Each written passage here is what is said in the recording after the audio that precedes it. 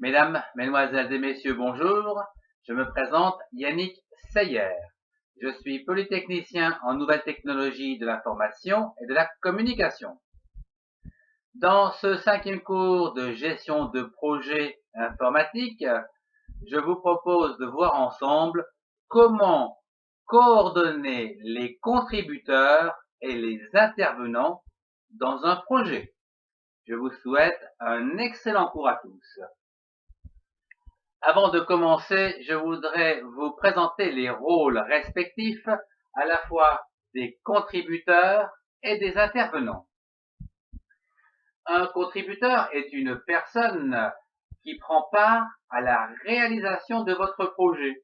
Donc sur un grand projet, comme par exemple la mise en place d'un site web, par exemple, vous pouvez faire appel à une société extérieure en tant que contributeur à votre projet pour réaliser par exemple le design. Quant à l'intervenant, lui, c'est une personne qui intervient spécifiquement dans la réalisation de votre projet. C'est souvent une personne qui appartient à un service extérieur, donc qui va louer ses services pour donc développer par exemple votre site web ou toute autre chose.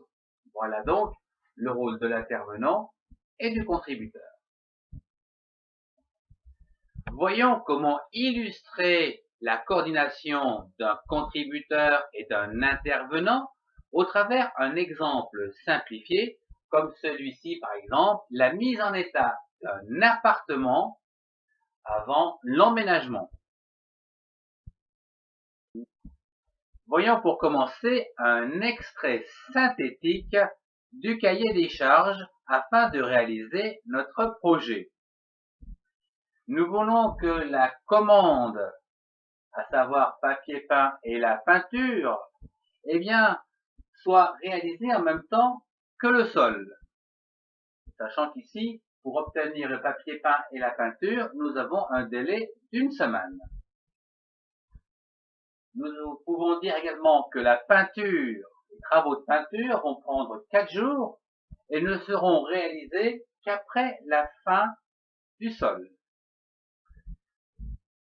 Le papier peint, lui, prendra également 4 jours, et ceci après la peinture plus un jour. Et enfin, le sol, lui, prendra 4 jours et sera réalisé par un intervenant, à savoir un maçon. Ici, les contraintes, donc, au niveau du cahier des charges sont les suivantes. L'entreprise de peinture ne travaille que 4 jours par semaine, le lundi, le mardi, le mercredi et le jeudi, sachant que les autres jours sont prévus pour les devis, etc. Quant au début des travaux, il doit impérativement commencer le lundi 1er septembre. Voilà donc un résumé synthétique du cahier des charges. À partir des informations que nous venons d'énumérer au niveau du cahier des charges, nous pouvons dire que le sol doit être réalisé en premier. La première tâche, c'est le sol. Et en même temps, imprime, c'est la commande, donc du papier peint et de la peinture. Puis, suit la peinture, donc en deuxième position. 1, imprime, 2, dans le temps. Et enfin, le papier peint. 3. À partir de là, eh bien, l'emménagement sera possible. Voyons la coordination des intervenants et des contributeurs à l'intérieur donc de ce planning où les différentes tâches ont été énumérées ou ordonnancées séquentiellement et où nous avons ici défini une colonne avec les prédécesseurs et ici les intervenants et les contributeurs qui représentent donc une ressource de travail. La première tâche, c'est bien sûr la réalisation des sols qui sera fait en parallèle avec la commande donc de la peinture et du papier peint. Ce qui veut dire au niveau précédent, c'est un début.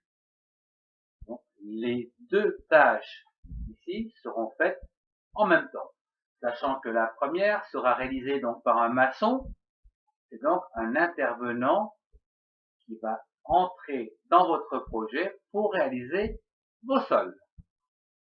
La troisième tâche concerne les travaux de peinture qui vont faire suite au sol. Tant que les sols ne sont pas terminés, on ne fait pas les travaux de peinture.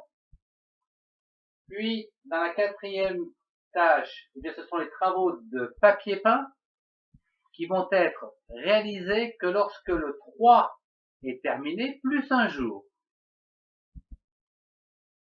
Et enfin, la cinquième tâche sera l'emménagement qui ne pourra être réalisé que lorsque le 4 sera terminé. Une petite note sur le 3 et le 4, ce sont deux tâches qui seront donc réalisées par une entreprise extérieure qui peuvent être donc considérées comme un contributeur. Voyons l'interprétation graphique à l'aide d'un organigramme de Gantt, donc les tâches en fonction du temps. Nous avons vu que les sols nous prenaient 4 jours, donc les voici. Donc ça commence le lundi 1er septembre, puis la commande du papier peint et de la peinture au même moment, donc le lundi 1er septembre. La troisième tâche sont les travaux de peinture qui ont lieu lorsque donc la tâche 1 est terminée, c'est-à-dire lorsque les sols sont terminés.